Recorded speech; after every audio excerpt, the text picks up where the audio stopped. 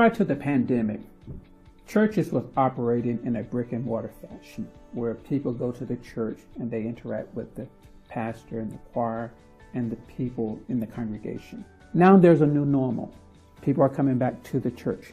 And as they're coming back to the church, there has to be a way to both capture the brick and mortar presence, people in the church, as well as the virtual presence, where that virtual presence is interactive.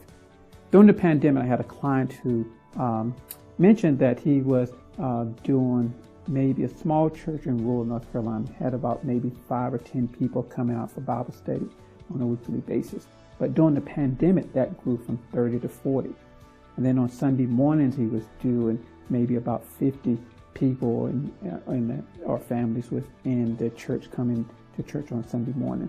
But during the pandemic, that increased to about 70 to 80 households. There's a group of people who will always want to be in a virtual mode, hence the virtual church.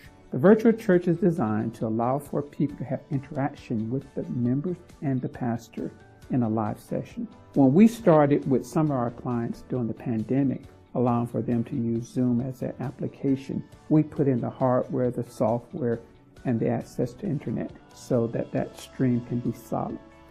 They got to the point where people doing the virtual church, when the pastor's preaching, that people would unmute themselves to say amen, and then to mute themselves back. There's a learning curve in designing a virtual church. That's where we come into place. We know the hardware, the software, the internet access that's required, and all the components to make sure that the virtual church experience is just as good or just as mimics the real life church experience. That's our expertise and our forte. Call us if you're interested in allowing us to help your church to develop a virtual church platform. Call us. We'd be glad to talk with you about it.